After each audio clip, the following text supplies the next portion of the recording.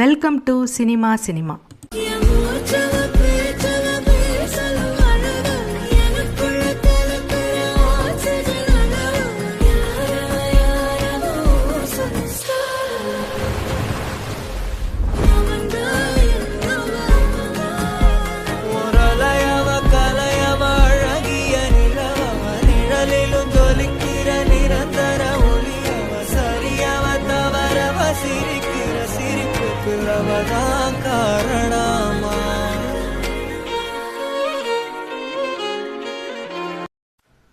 இந்த வீடியோவில் நாம் இன்றைக்கி பார்க்க போகிற படம் என்னென்னா டூட். இதில் பிரதீப் ரங்கநாதன், மமிதா பைஜு, அப்புறம் சரத்குமார் மற்றும் பலர் நடிச்சிருக்காங்க. இந்த படத்தோட கதை என்னென்னு வாங்க பார்க்கலாம். படத்தோட முதல் சீனே பார்த்திங்கன்னா ஒரே தடாலடியான சீனாக தான் இருக்குது. பிரதீப் ரங்கநாதன் இதில் அவர் பேர் அகன். அவர் தன்னுடைய காதலியுடைய திருமணத்துக்கு வந்திருக்கிறாரு. அவருக்கு தன்னோட காதல் பிரேக்கப் ஆனதை கூட பெருசாக எடுத்துக்கிறது விஷயம் இல்லை. ஆனால் ஏன் பிரேக்கப் பண்ணாங்க அப்படின்ற ரீசன் தெரியலை அப்படின்னு ஒரே அவருக்கு மண்டை குடைச்சலாக இருக்குது. சரி, அதுக்கு ரீசன் கேட்டுட்டு போயிடலாம் அப்படின்ட்டு கல்யாணத்துக்கு வர்றாரு. வந்துட்டு அந்த பொண்ணை கூப்பிட்டு, எதுக்கு என்னை பிரேக்கப் பண்ண, ரீசன் மட்டும் சொல்ல, நான் போயிடுறேன் அப்படிங்கிறாரு. அந்த பொண்ணு அதை கேட்குற இடமா இது அப்படின்ட்டு அது சொல்லுது. இவர் கோவத்தில் அந்த பொண்ணை திரும்பி போகிற பொண்ணை பிடிச்சி இழுக்கிறாரு. பார்த்தா அந்த பொண்ணோட தாலி அந்துட்டு வந்துடுது இவர் கையோட. அப்படியே கூட்டமே ஒரே கொந்தளிச்சு போய் ஒரே அதகலமாக ஆகுது அந்த இடமே. அதை ஒரு நகைச்சுவையான காட்சியாக தான் காட்டுறாங்க. ஒரே அதிரி புதிரியான சண்டை காட்சி நடக்குது. கடைசி பார்த்திங்கனாக்கா இவர் மன்னிப்பெல்லாம் கேட்குறாரு. அப்படி இருந்தும் அந்த கூட்டம் அவரை விடலை. கடைசி போலீஸில் பிடிச்சி கொடுத்துட்றாங்க. கல்யாணத்தில் கல்ட்டா பண்ணான் அப்படின்னு சொல்லிட்டு அவர் ஜெயிலில் இருக்கிறார் ரொம்ப கூலாகவே. அவரை ஜெயிலேருந்து கூட்டிகிட்டு போகிறதுக்காக அவரோட மாமா பொண்ணு வர்றாங்க. அவங்க யாருன்னா மமிதா பைஜு. இதில் அவங்க பேர் குரலரசி.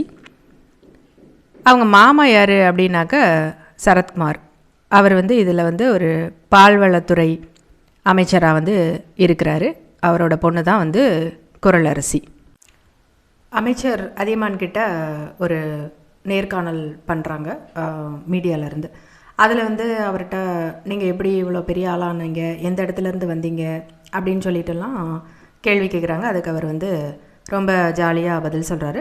அப்படி சொல்லிட்டு வரவர் திடீர்னு ஒரு படத்துக்கு முன்னாடி போய் நின்று ரொம்ப சோகமாக பேசுகிறாரு. இவங்க என்னுடைய தங்கச்சி பாவம் அல்பாயுசிலேயே கால் தவறி கிணத்துல விழுந்து இறந்துட்டாங்க. அவங்கள மறக்க முடியாமல் தான் நான் இந்த மாதிரி அவங்களுக்கு மண்டபமே கட்டி அவங்க நினைவாக டெய்லி கும்பிட்டுட்ருக்கேன் அப்படின்னு சொல்கிறாரு. உடனே அந்த கூட்டமே ரொம்ப சோகமாயிடுறாங்க. அதுக்கப்புறம் அகனோட மாமா அகனை பார்த்தோன்னே, என்ன மாப்பிள்ள எப்படி சட்டை இல்லாமல் வந்திருக்கீங்க அப்படின்னு அவரோட சட்டையெல்லாம் கழட்டி போட்டு விடுறாரு. ரொம்ப ஜாலியாகவே டீல் பண்ணுறாரு எல்லா விஷயத்தையுமே. பார்க்குறப்ப எல்லா காட்சிகளுமே அந்த மாதிரி ஒரு சீரியஸான விஷயங்களை கூட நகைச்சுவையாகவே நகர்த்தி கொண்டு போகிறாங்க. அகனை பார்த்துட்டு, இந்த மக்ரூன் கொண்டு போ, உங்கள் அம்மாவுக்கு ரொம்ப பிடிக்கும் அப்படின்னு கொடுக்குறாரு. இது யார் சார் அப்படின்னோடனே, இது என்னோடய மாப்பிள்ளை, இன்னொரு தங்கச்சியோட பையன் அப்படின்னு சொல்கிறாரு. ஆனால் மாப்பிள்ளை மக்ரூன் நான் கொடுத்தேன்னு சொல்லிடாத அம்மா கிட்ட, அவள் என் மேலே கோவமாக இருக்கிறா, வாங்கி சாப்பிட மாட்டா அப்படின்னு சொல்லிட்டு கொடுக்குறாரு. அகனும் வீட்டுக்கு அவங்க அம்மா கிட்ட மக்ரூனை கொடுக்குறாரு. அவங்க சாப்பிட்றாங்க. அதுக்கப்புறம் அது அவங்க அண்ணன் தான் கொடுத்தாரு அப்படின்னு தெரிஞ்ச உடனே தூக்கி வீசுகிறாங்க. அவங்க 2 பேருக்கும், அண்ணனுக்கும் தங்கச்சிக்கும் ஏதோ பெரிய சண்டை இருக்குது அப்படின்றத காட்டுறாங்க. அகன் சர்ப்ரைஸ் கம்பெனி ஒன்று நடத்தி வர்றாரு. அதில் பர்த்டே பார்ட்டி, அதுக்கப்புறம் வெட்டிங் டே, இந்த மாதிரியான விஷயங்கள்லாம் போயிட்டு சர்ப்ரைஸ் பண்ணுறது தான் இவங்களோட வேலை. அதில் குரலும் அகன் கூட வேலை பார்க்குறாங்க. இன்னும் சிலரும் சேர்ந்து வேலை பார்த்து அந்த கம்பெனியை ஒரே ஜாலியாக கொண்டு போகிறாங்க. அப்படி பல பேருக்கு பலவிதமாக சர்ப்ரைஸ் கொடுத்த அகனுக்கு குரல் ஒரு நாள் சர்ப்ரைஸ் கொடுக்குறாங்க ட்ரெயினில். அதாவது குரல் அகனை ரொம்பவே விரும்புகிறாங்க. அந்த ஒரு அழகான ப்ரப்போசலை ட்ரெயினில் வச்சு குரல் சொல்கிறாங்க சர்ப்ரைஸ் கொடுத்து. அகனும் குரல் கொடுத்த அந்த ரிங்கை வாங்கிக்கிறாரு. எல்லோரும் ரொம்ப ஹாப்பியாக அவங்கள சேரப் பண்ணுறாங்க. அதுக்கப்புறம் பார்த்தா குரலை அவங்க வீட்டில் ட்ராப் பண்ண வர்றாரு அகன். அப்போ சொல்கிறாரு, உனக்கு அறிவு இருக்கா? அத்தனை பேர் முன்னாடி நீ வந்து இந்த மாதிரி ப்ரப்போஸ் பண்ணுறியே, நான் போய் வேண்டான்னு சொன்னால் உனக்கு தானே அவமானம். அதனால தான் நான் வந்து சரின்னு ஒத்துக்கிட்டேன். ஆனால் எனக்கு வந்து உன் மேலே அந்த மாதிரி எந்த ஒரு எண்ணமும் கிடையாது. நீ எனக்கு வந்து ஒரு நல்ல ஃப்ரெண்டு தான். ஃப்ரெண்டுங்கிறத தாண்டி உன் மேலே எந்த ஃபீலிங்ஸும் எனக்கு கிடையாது. 0 ஃபீலிங்ஸ் தான் உன் மேலே. லவ்வெல்லாம் எனக்கு வரவே வராது உன் மேலே அப்படின்னு சொல்லிட்டு அகன் வந்து பட்டுன்னு சொல்லிடுறாரு. குரலரசி வந்து ரொம்பவே உடஞ்சி போயிடுறாங்க. அவங்களும் எவ்வளவோ சொல்லி பார்க்குறாங்க. அதனால் குரலும் சரி ஓகே உன்னோட முடிவு தான், நான் ஒன்றும் சொல்கிறதுக்கு இல்லை அப்படின்னு சொல்லிட்டு, ஆனால் நாளையிலேருந்து நான் கம்பெனிக்கு வேலைக்கு வரமாட்டேன், நான் வந்து வெளியூர் போயிட்டு நான் ஏதாவது ஸ்டடீஸ் பண்ண பார்க்குறேன், நான் மூவ் ஆன் ஆக பார்க்குறேன், ரொம்ப கஷ்டம்தான் பட் நான் வந்து ட்ரை பண்ணுறேன் அப்படின்னு சொல்லிட்டு குரல் வந்து போயிடுறாங்க. அகனும் வந்து சரி, அகனோட பெஸ்ட் ஃப்ரெண்டு லக்ஸ், அதாவது பரிதாபங்கள் டிராவிட் இருக்கிறார் இல்லையா, அவர் வந்து அகனை திட்டுறாரு. என்னடா இது, இப்படி போய் அந்த பொண்ணோட ப்ரப்போசலை போயிட்டு வேண்டான்னு சொல்லியிருக்க, இப்படிப்பட்ட பொண்ணு அது அப்படின்னு சொல்லி அவள் எவ்வளோ ஹர்ட் ஆகிருப்பா அப்படின்லாம் சொல்கிறாரு. இருந்தாலும் அகனுக்கு வந்து அது மண்டையில் ஒன்றும் ஏறலை. எனக்கு 0 ஃபீலிங்ஸ் தான் அவன் மேலே. ஃப்ரெண்டு எப்படிடா நான் கல்யாணம் பண்ண முடியும் அப்படின்னு சொல்லிட்டு அவர் சொல்கிறாரு. உடனே லக்ஸ் சொல்கிறாரு, டே என்னடா இப்படி லூசுத்தனமாக பேசுகிற, நிறைய பேரோட மேரேஜ் லைஃப் ஃபெயிலியர் ஆகிறதுக்கு காரணம் என்ன தெரியுமா? அந்த மேரேஜ் லைஃப்பில் அவங்க வந்து தன்னோட ஒய்ஃப் கிட்ட ஒரு ஃப்ரெண்டை தேடுறாங்க, அந்த ஃப்ரெண்டு கிடைக்கலங்கிறதுனால தான் நிறைய பேரோட வாழ்க்கை வந்து ஃபெயிலியர் ஆகுது மேரேஜுக்கு அப்புறம். ஃப்ரெண்டே வந்து லைஃப் பார்ட்னராக வந்தால் எவ்வளோ நல்லது தெரியுமா, அதை புரிஞ்சுக்காம நீ இப்படியெல்லாம் பேசுகிற அப்படின்னு சொல்லிட்டு அவர் வந்து கோவப்படுறாரு அகன் மேலே. இப்படியே ஒரு 6 மாதம் ஓடி போயிடுச்சு. ஒரு 6 மாதம் கழித்து அகனும் அவரோட ஃப்ரெண்டும் பைக்கில் வந்துட்டுருக்காங்க நைட்டு. அப்போ பார்த்தா அவர் ஃப்ரெண்டு சொல்கிறாரு, டேய் மச்சான் சுற்று போட்டானுங்கடா அப்படின்ட்டு. என்னென்னு பார்த்தாக்க தெருநாய் ஒரு 7-8 வந்து அவங்கள சுற்றி நின்றுட்டுருக்குது. அதை பார்த்து பயந்து பைக்கில் ரைஸ் பண்ணி ஓடுறாங்க. பார்த்தா அதுங்களும் துரத்திட்டு வருது. அந்த பக்கம் ஒரு கார் வேறு வருது, அதில் இடித்து 2 பேரும் தூரமாக தள்ளி விழுந்துடுறாங்க. அந்த நேரத்தில் பார்த்தா அகன் அப்படியே மட்டமல்லாக்க ரோட்டில் போய் விழுகிறாரு. அவர் மண்டையில் வந்து லைட்டாக அடிபட்டு உடனே மயக்க நிலையில் வந்துடுறாரு. அப்போ அந்த மயக்கமாகிற ஸ்டேஜில் நம்ம திரும்ப கண் முழிப்போமா இல்லையா அப்படிங்கிற மாதிரி ஒரு நினைவு அவர் மூளையில் போகுது.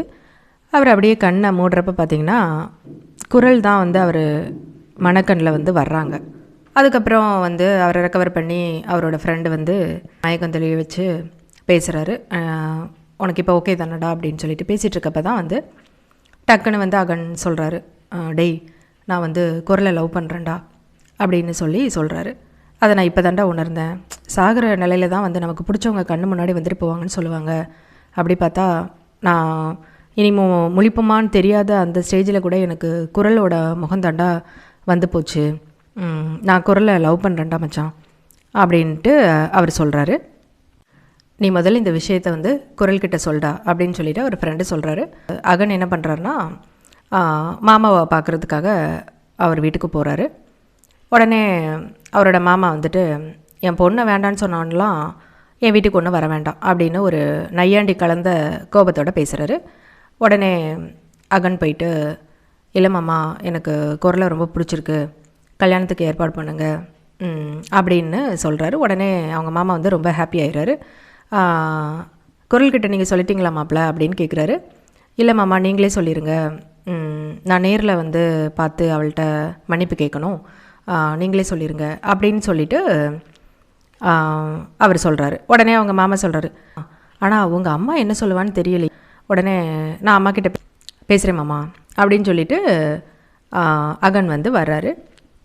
அவங்க அம்மாவை வந்து கன்வின்ஸ் பண்ணுறாரு. என்னம்மா கோபம், அண்ணன் தானம்மா, உங்கள் அண்ணன் தங்கச்சி கோபத்தில் என்னைய வழிகடை ஆக்கிடாதீங்கம்மா, எனக்கு என் காதல் பிச்சை போடுமா அப்படின்னு சொல்லிட்டு அவங்க அம்மா கிட்ட கெஞ்சுறாரு. உடனே அவங்க அம்மா வந்து என் அண்ணன் மேலே உள்ள கோவங்கிறது வேறு, அதுக்காக உன் லைஃப்பை வந்து நான் இது பண்ண மாட்டேன், குரல் வந்து ரொம்ப நல்ல பொண்ணு, அதனால் எனக்கு ஓகே தான் அப்படின்னு அவங்க அம்மா சொல்லிடுறாங்க. உடனே எல்லாருமே ஹாப்பி ஆகிடுறாங்க. ஒரே கல்யாண கலை கூடுது. பார்க்கவே ரொம்ப அழகாக இருக்குது அந்த சூழ்நிலை. அந்த நேரத்தில் பார்த்தா குரல் வந்து வர்றாங்க பெங்களூர்லேருந்து. அவங்கள வந்து அகன் போய் மீட் பண்ணுறாரு. குரல் அப்படின்னு சொல்லிட்டு அவங்கக்கிட்ட ரொம்ப ஆசையாக பேச வர்றாரு.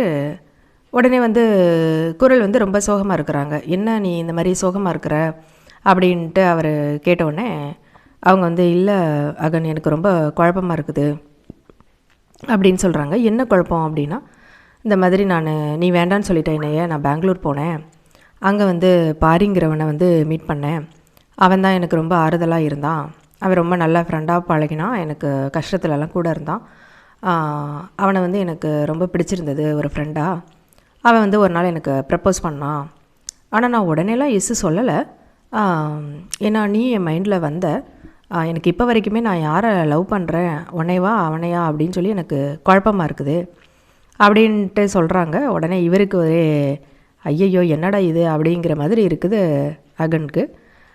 சரி உன்னோட கன்ஃபியூஷனை நான் தீர்த்து வைக்கிறேன், ஒருவேளை நாளை பின்ன நான் செத்து போயிட்டா நீ என்ன பண்ணுவ அப்படின்னு கேட்குறாரு.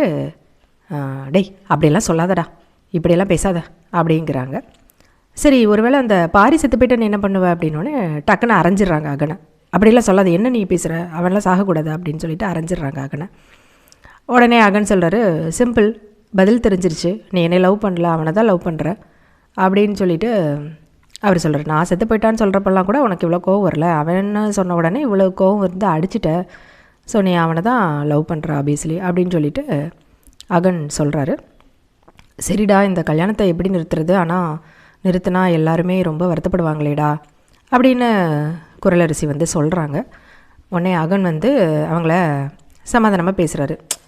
அட விடுடி, இதில் என்ன இருக்குது, நீ வந்து மாமா கிட்ட போய் பேசு, அதெல்லாம் மாமா ஓகே தான் சொல்லுவார், நீ போய் பேசி அவரை கன்வின்ஸ் பண்ணி புரிய வை, கல்யாணத்தை நிறுத்து, நான்லாம் ஒன்றும் இந்த கல்யாணத்துக்கு ஹர்ட் ஆயிடுவேன்னு நினைக்காத, கல்யாணம் நின்னதுனால நான் வந்து உன்னை ஒன்றும் பிடிச்செல்லாம் வந்து நான் ஓகே சொல்லலை, மாமா வந்து எங்கள் வீட்டில் பேசி அம்மா கிட்ட பேசி கன்வின்ஸ் பண்ணார், அதனால் போனால் போதே அப்படின்னு சொல்லிட்டு நான் ஓகே சொன்னேன், மற்றபடி உனக்கு உன் மேலே எனக்கெல்லாம் லவ்வெல்லாம் இல்லை அப்படின்னு சொல்லிட்டு அகன் சொல்கிறாரு. சொல்லிவிட்டு போய் பாத்ரூமில் உட்காந்து போய் ஒரே அழுகையாக அழுறாரு.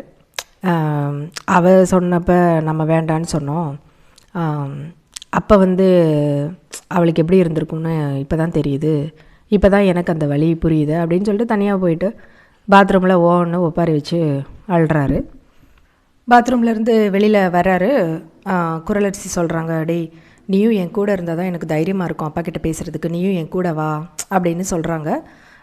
நானா, இல்லை என்னால் வர முடியல, நீயே போய் பேசு, இதில் என்ன இருக்குது, சரி ஓகே உன்னோட ஃபோனை ஆன் பண்ண அப்படின்னு சொல்லிட்டு ஆன் பண்ணுறாரு. வீடியோ காலில் ஆன் பண்ணிவிட்டு அதில் இவர் தெரிகிறாரு, இங்கே பேர் நான் கூட வர்றதா நீ நினச்சிக்கோ, நீயே போய் பேசு மாமா கிட்ட அப்படின்னு சொல்லி சொல்கிறாரு. உடனே குரலரசி வந்து அவங்க அப்பா கிட்டே போய் பேச போகிறாங்க. அவங்க அப்பா வந்து இறந்து போன அவங்க அத்தையோட ஃபோட்டோவை பார்த்து சாமி கும்பிட்டுட்டு இருக்கிறாரு. இவங்க போய் பேசுகிறாங்க அவர்கிட்ட. பேசுகிறதுக்கு முன்னாடி அங்கே உள்ள கர்டைன்ஸ் எல்லாம் இவங்க ரிமோட்டை வச்சு க்ளோஸ் பண்ணுறாங்க. கர்டைன்ஸ் எல்லாம் க்ளோஸ் பண்ணிவிட்டு அப்பா கிட்டே பேசுகிறாங்க. ஏன்னா சுற்றி சொந்தக்காரங்களாம் இருக்காங்க இல்லையா வெளியில், அவங்களுக்கு தெரியக்கூடாது அப்படின்னு சொல்லிட்டு அப்பாட்ட பேசுகிறாங்க. அப்பா இந்த மாதிரிப்பா நான் ஒரு விஷயம் பேசணும், எனக்கு இந்த கல்யாணத்தில் இஷ்டம் இல்லை, நான் வந்து பாரிங்கிற ஒரு பையனை வந்து விரும்புகிறேன், அவனை தான் கல்யாணம் பண்ணிக்கணும்னு ஆசைப்பட்றேன்ப்பா, ப்ளீஸ்ப்பா அப்படின்னு சொல்கிறாங்க குரலரசி. உடனே அவங்க அப்பா ரொம்ப கூலாகவே கேட்குறாரு, அப்படியாம்மா சரி சரி, அந்த பையனோட அம்மா அப்பா என்ன பண்ணுறாங்க, என்ன எங்கே இருக்காங்க அப்படின்னு சொல்லி கேட்குறாரு. அவனுக்கு அம்மா அப்பாலாம் இல்லைப்பா, அவன் அனாதை தான்ப்பா அப்படின்னு சொல்லி இவங்க சொல்கிறாங்க. உடனே சரி சரி சரி பரவாயில்ல, இதில் என்ன இருக்குது, நீ அவனை கல்யாணம் பண்ணிக்கிட்டால் நம்ம உறவுக்காரங்களாம் அவனோட உறவுக்காரங்களாகிட்டு போகிறாங்க, இதில் என்ன இருக்குது அப்படிங்கிறாரு. சரி அவன் எப்படி பணக்காரனா ஏழையா, என்ன பணம் வச்சுருக்கிறான் அப்படின்னு சொல்லி கேட்குறாரு. உடனே குரல் சொல்கிறாங்க, இல்லைப்பா அவன் ரொம்ப புவர் தான், அவன்கிட்ட பணம்லாம் கிடையாது அப்படின்னு சொல்லி சொல்கிறாங்க. உடனே சரி சரி இதில் என்னமா இருக்குது, உன்னைய கல்யாணம் பண்ணிக்கிட்டால் நம்மளோட சொத்தெல்லாம் அவனோட சொத்தை ஆக போகுது இல்லை அப்படிங்கிறாரு. சரி அந்த பையன் என்ன ஜாதி என்ன கேஸ்ட்டுன்னு கேட்குறேன் அப்படின்னு கேட்குறாரு. உடனே குரல் வந்து இல்லை அதெல்லாம் ஒன்றும் பிரச்சனைப்பா, அவன் நம்ம கேஸ்ட்டு இல்லைப்பா, அவன் வேறு கேஸ்ட்டு அப்படின்னு சொல்லி அவங்க சொல்கிறாங்க. உடனே அவங்க அப்பா வந்து அது வரைக்கும் அம்பியாக பேசிக்கிட்டு இருந்தவர் அண்ணியனா மாதிரி பேச ஆரம்பிக்கிறாரு. அவர் பேசுகிறதுக்கு முன்னாடி என்ன பண்ணுறாரு, ஆல்ரெடி குரல் வந்து அந்த கர்டைன்ஸ் எல்லாம் க்ளோஸ் பண்ணாங்க இல்லையா, அதில் ஒரு கர்டைன் வந்து கொஞ்சம் விலகி இருக்குது, அதையும் போய் நல்லா க்ளோஸ் பண்ணிவிட்டு வந்து பேச ஆரம்பிக்கிறாரு. ம், என்ன தைரியம் இருந்தால் வேறு ஒரு ஜாதி பையனை கல்யாணம் பண்ண போகிறேன்னு சொல்லி என்கிட்டே வந்து சொல்கிற? ஆ, உங்கள் அத்தையை நான் சாமியாக கும்பிட்டுக்கிட்டு இருக்கிறேன் அப்படிங்கிறது உனக்கு தெரியும். ஆனால் ஏன் கும்பிட்டுக்கிட்டு இருக்கேன், அவள் எப்படி செத்தான்னு உனக்கு தெரியுமா? அவளை கொலை பண்ணதே நான் தான். அவள் வந்து இதே மாதிரி தான் வேற ஒரு ஜாதிக்காரனை கல்யாணம் பண்ண போகிறேன் விரும்புகிறேன்னு சொல்லிட்டு வந்து நின்னான். நான் சொல்லியும் கேட்கல. நான் தான் அவளை இந்த கையாலேயே பிடிச்சி கிணத்துல தள்ளி விட்டு கொன்னேன். இதனால தான் வந்து உன்னோட இன்னொரு அத்தை அகனோட அம்மா வந்து இந்த விஷயம் தெரிஞ்சு தான் என் கூட பேசாமல் சண்டை போட்டுட்டு இருக்கிறா. அவள் இன்ன வரைக்கும் என்கிட்ட சரியாக பேசுகிறதில்ல.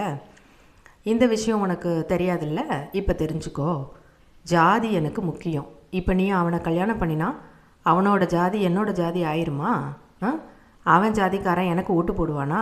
இல்லை என்னோட ஜாதிக்காரன் என்ன மதிப்பானா? நான் எப்படி அரசியலில் திரும்ப மினிஸ்டராக வர்றது, பெரிய ஆள் ஆகுறது? அதனால் நீ அகனை கல்யாணம் பண்ணுற, அவ்வளவுதான்.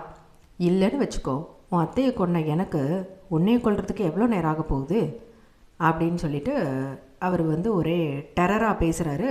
இதெல்லாம் வந்து அகன் வந்து அந்த வீடியோ ஆன் பண்ணியிருக்கிறாரு இல்லையா குரலோட ஃபோனில், அது வழியாக அகன் வந்து இதெல்லாம் நோட் பண்ணிகிட்ருக்கிறாரு. உடனே என்ன டக்குன்னு வந்து அகன் என்ட்ரி கொடுக்குறாரு உள்ளே. என்னடா இது, இவ்வளோ நாள் காமெடியாக பேசிக்கிட்டு இருந்த மாமா வந்து இப்படி வில்லத்தனமாக பேசுகிறாரு அப்படின்னு சொல்லிட்டு அகன் வந்து ஒரே பயந்து போயிட்டார். சரி, இனிமே மாமா கிட்ட இப்படி பேசினா வேலைக்கு ஆகாது அப்படின்னு சொல்லி டக்குன்னு உள்ள அகன் என்ட்ரி கொடுக்குறாரு. ஏன்னா அவங்க மாமா வந்து கையில் துப்பாக்கியோடு நின்றுட்டுருக்கிறாரு குரலரசி முன்னாடி. டக்குன்னு அகன் என்ட்ரி கொடுத்துட்டு பேசுகிறாரு. மாமா, என்ன மாமா நீங்கள் துப்பாக்கியெல்லாம் வச்சிட்ருக்கீங்க? இது சும்மா சர்ப்ரைஸ் மாமா, உங்களை சும்மா காமெடி பண்ணுறதுக்காண்டி வந்து நாங்கள் இப்படியெல்லாம் பிளான் பண்ணி பேசணும். சர்ப்ரைஸ் மாமா, ப்ராங்க் மாமா அப்படின்னு சொல்லிட்டு சொல்கிறாரு. உடனே ஓ அப்படியா மாப்பிள்ள, ப்ராங்கா? சரி சரி சரி சரி. ஓ அங்கே பாருங்கள் மாமா, நீங்கள் நம்பலைன்னா பாருங்களேன், அங்கே கூட ஃபோன் வச்சுருக்கா பாருங்களேன், அந்த ஃபோனில் கூட வீடியோ ஆகிட்டுருக்குது நீங்கள் பேசுகிறதெல்லாம் அப்படின்னு சொல்லிட்டு அகன் காட்டுறாரு. உடனே ஃபோனை பார்த்துட்டு ஓ ஆமாம் அப்படின்னு சொல்லிட்டு அந்த ஃபோனை எடுத்துகிட்டு வந்து நேராக வைக்கிறாரு. நேராக வச்சுட்டு அப்புறம் வந்து அவங்க மாமா வந்து 2 பேரையும் பக்கத்தில் வரவழைச்சு, நீங்கள் மட்டும் தான் ப்ராங்க் பண்ணுவீங்களா? இதுவும் ப்ராங்க் தான் மாப்பிள்ள, இதில் குண்டே கிடையாது தெரியுமா, புல்லட்ஸே கிடையாது, இதில் நானும் சும்மா சர்ப்ரைஸ் தான் பண்ணேன். சர்ப்ரைஸ், எங்கே எல்லோரும் சேர்ந்து சொல்லுங்கள், சர்ப்ரைஸ் அப்படிங்கிறாரு அவங்க அப்பா. சரி, இவ்வளவு வில்லத்தனமாக இருக்கிற மாமா கிட்ட நேர் வழியில் பேசி ஒன்றும் சாதிக்க முடியாது அப்படின்னு அகனுக்கு நல்லாவே தெரிஞ்சு போச்சு. அதே போல் அவர் ரொம்ப பவர்ஃபுல்லாக இருக்கிறாரு.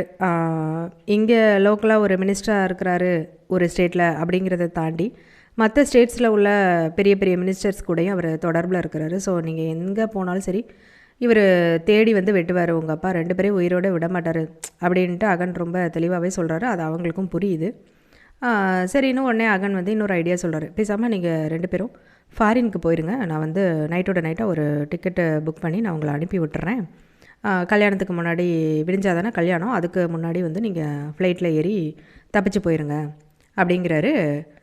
உடனே அந்த லவர் இருக்காப்புல பாரி, அவர் ரொம்ப பாவம் போல் மூஞ்சி வச்சுட்டு சொல்கிறாப்புல, அண்ணே எனக்கு பாஸ்போர்ட் இல்லைண்ணே அப்படின்ட்டு சொல்கிறாரு. உடனே அகன் வந்து உச்சக்கட்ட கோபத்துக்கு வந்துடுறாரு.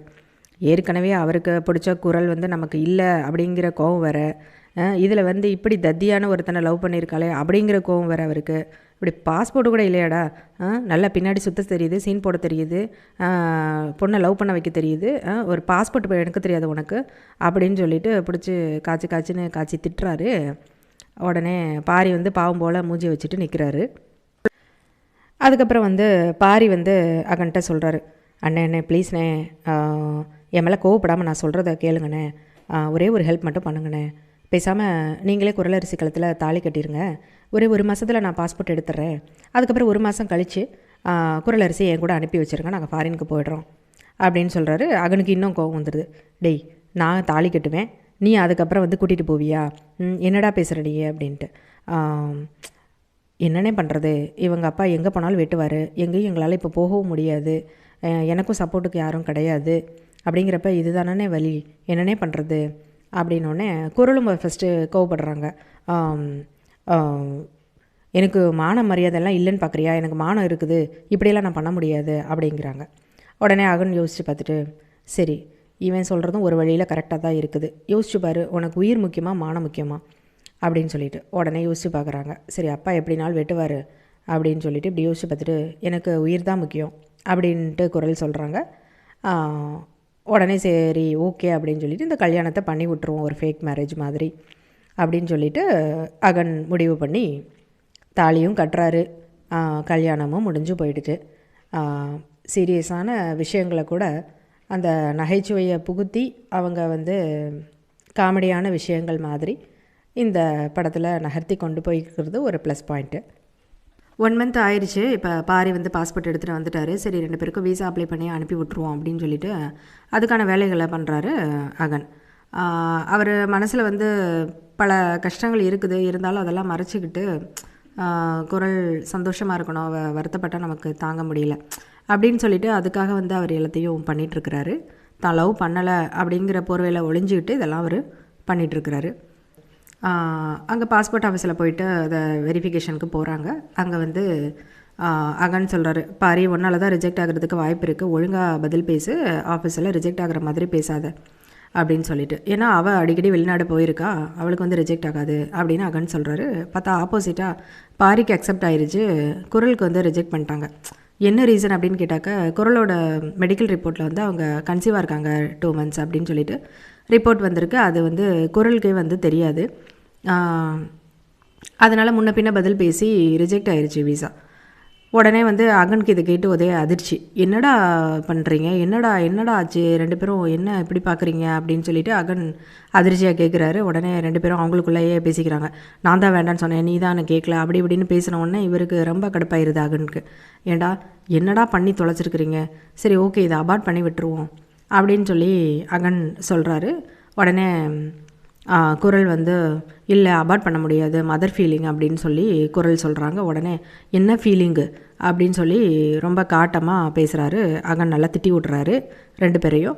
உடனே வந்து குரல் வந்து ஒரு மாதிரி அப்செட் ஆகி அழுக ஆரம்பிச்சிடுறாங்க. உடனே இப்படியே கண்ணீரை காட்டி காட்டி என்னை ஏமாற்றி விட்டுரு அப்படின்னு சொல்லி இதை காட்டி காட்டியே ஆயுதமாக பயன்படுத்திகிட்டு இருக்கீங்க எல்லோரும் அப்படின்னு சொல்லிட்டு அகன் சரி வா போகலாம் அப்படின்னு சொல்லிட்டு நான் வந்து ப்ராக்டிக்கலாக யோசித்து தான் சொல்கிறேன் அப்படின்னு அகன் சொல்கிறாரு. சரி ஓகே ப்ராக்டிக்கலாக சொல்கிறதுனால சரி ஓகே நான் அபார்ட் பண்ணிக்கிறேன் அப்படின்னு சொல்லி குரல் வந்து சரின்னு சொல்கிறாங்க. 2 பேரும் ஹாஸ்பிட்டல் போகிறாங்க அகனும் குரலும். அப்போ வந்து டாக்டர் செக் பண்ணிவிட்டு என்ன சொல்கிறாங்க, இவங்களோட கர்ப்பப்பை வந்து ரொம்ப வீக்காக இருக்குது, ஸோ நீங்கள் இப்போ அபார்ட் பண்ணிங்கனாக்கா திரும்ப இவங்களுக்கு வந்து 100% 2வது குழந்தையே பிறக்காதுன்னு கூட சொல்லலாம். அந்தளவுக்கு இவங்களுக்கு வந்து யூட்ரஸ் வந்து வீக்காக இருக்குது, பிசிஓடியும் இருக்குது அப்படின்னு டாக்டர் சொல்கிறாங்க. உடனே அகனுக்கே ஒரு மாதிரி ஆயிடுது, என்னடா அது இப்படி சொல்கிறாங்க அப்படின்னு சொல்லிட்டு. சரி ஓகே அப்படின்னு அபார்ட் பண்ண முடியாத சூழ்நிலையில் இருக்கிறாங்க. இருந்தாலும் நான் பண்ணிக்கிறேன் அப்படின்னு சொல்லி அகன் ரொம்ப திட்டினதுனால நான் பண்ணிக்கிறேன்னு சொல்லி ஃபஸ்ட்டு குரல் முடிவெடுத்தாங்க இல்லையா, இப்போவும் அதே மாதிரி நான் பண்ணிக்கிறேன் அப்படிங்கிறாங்க. இல்லை வேண்டாம் அப்படின்னு அகன் சொல்கிறாரு. சரி அப்படி சொல்லியும் குரல் கேட்கவே இல்லை, நான் பண்ண தான் போகிறேன் அப்படிங்கிறாங்க. உடனே வந்து அகன் யார் சொன்னால் கேட்பா இவ அப்படின்னு சொல்லி உடனே அகன் வந்து அவங்க மாமாவுக்கு ஃபோன் பண்ணி இந்த மாதிரி நீங்கள் தாத்தா ஆக போகிறீங்க அப்படின்னு சொல்லி விட்டுறாரு. உடனே அவங்க மாமா வந்து வேகமாக உறவுக்காரங்க அப்புறம் கட்சிக்காரங்கன்ட்டு எல்லாரையும் கூட்டிகிட்டு வந்து ஒரே ஸ்வீட் கொடுத்து கொண்டாடுறாரு. ரொம்ப ஹாப்பியாக இருக்கிறாரு. அதனால் குரல் வந்து அபார்ட் பண்ணாமல் விட்டுடுறாங்க. ஸோ இப்போ என்ன பண்ணுறது அப்படின்னு சொல்லிட்டு நெக்ஸ்ட்டு யோசிக்கிறாங்க. சரி ஓகே குழந்த பெற்று தான் ஆகணும்னு ஆகிப்போச்சு, அதனால் குழந்த பிறந்ததுக்கு அப்புறமா வந்து உங்களை வந்து அனுப்பி வச்சிடுறேன் அப்படிங்கிற மாதிரி ஒரு முடிவை 3 பேரும் சேர்ந்து எடுக்கிறாங்க. ஒரு அழகான ஆண் குழந்தையும் பிறந்துருச்சு. எங்கள் அப்பாவே பிறந்துட்டாரு அப்படின்னு சொல்லிட்டு குரலரசியோட அப்பா வந்து அந்த குழந்தைய தலையில் தூக்கி வச்சு கொண்டாடுறாரு. ரொம்ப ஹாப்பியாக இருக்கிறாங்க சொந்த பந்தங்கள் எல்லாருமே, அகனை தவிர. அவர் மட்டும் தன் மனசுக்குள்ளேயே போட்டு புழுங்கிட்டு சொல்லவும் முடியாமல் மெல்லவும் முடியாமல் ஒரு மாதிரியான வாழ்க்கையை வாழ்ந்துட்டுருக்கிறாரு. குரலரசியும் சரி அந்த பாரியும் சரி அவங்களுமே ஜாலியாக அவங்க பாட்டுக்கு அந்த மொமெண்ட்டை என்ஜாய் பண்ணிவிட்டு நல்லபடியாக இருக்கிறாங்க. அதுக்கப்புறம் என்ன ஆகுதுன்னா அகனும் குரலரசியும் டிவோர்ஸ்க்கு அப்ளை பண்ணுறாங்க. டிவோர்ஸ் வாங்கிட்டு முறைப்படியாக அதுக்கப்புறம் வெளிநாட்டுக்கு போயிருங்க குழந்தைய தூக்கிட்டு அப்படின்னு சொல்லிட்டு அந்த முடிவு பண்ணுறாங்க. அப்போ வந்து கட்சியில் ஒரு ஆள் மூலமாக குரலரசியோட அப்பாவுக்கு தெரிய வருது, இந்த மாதிரி டிவோர்ஸ்க்கு அப்ளை பண்ணியிருக்காங்க அப்படின்னு சொல்லிட்டு. உடனே அவர் குரலரசியை கூப்பிட்டு விசாரிக்கிறாரு, யார் பண்ணது இது, யார் டிவோர்ஸ்க்கு அப்ளை பண்ணது அப்படின்னோடனே அவங்க வேறு வழியே இல்லாமல் ஒத்துக்கிறாங்க, நான் தான் டிவோர்ஸ்க்கு அப்ளை பண்ணேன் அப்படின்னு சொல்லிட்டு.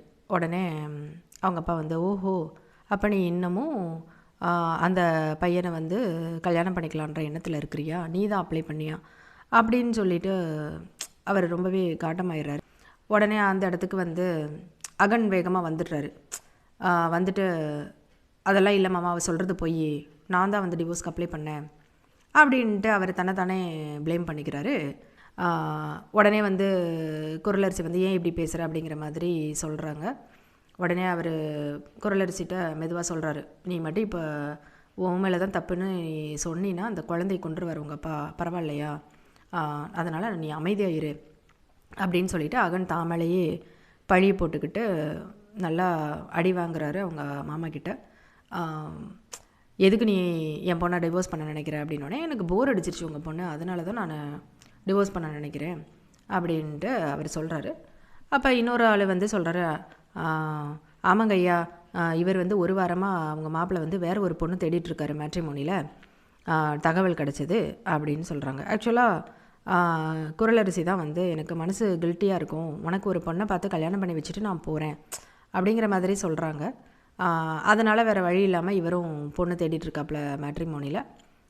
அந்த நியூஸும் வந்து குரலரசியோட அப்பாவுக்கு தெரிய வந்துடுது. ஸோ அகனை போட்டு அடி வெளுத்து அகனோட அம்மாவையும் திட்டி விட்டுறாரு. என்ன பிள்ளை வளர்த்து வச்சுருக்க, அப்பா இல்லாமல் வளர்ந்த பிள்ளை இப்படி தான் இருப்பான்னு நல்லாவே தெரியுது அப்படின்னு சொல்லிடுறாரு. உடனே அகனும் அமைதியாக இருக்கிறதுனால அவங்க அம்மா, என்ன என் பையன் அப்படி பண்ண மாட்டான் அப்படிங்கிறாங்க. இல்லைம்மா, நான் தான் அப்படி பண்ணேன் அப்படின்னு அகன் சொல்கிறாரு. எல்லா பழியும் அவர் மேலேயே விழுந்ததுனால அவங்க அம்மாவும் அப்செட் ஆகி போயிடுறாங்க அங்கேருந்து. சரி விடுமா, இவன் போனால் என்ன, நான் உனக்கு வேற ஒரு நல்ல பையனாக பார்த்து கல்யாணம் பண்ணி வைக்கிறேன் அப்படின்னு அவங்க அப்பா சொல்கிறாரு.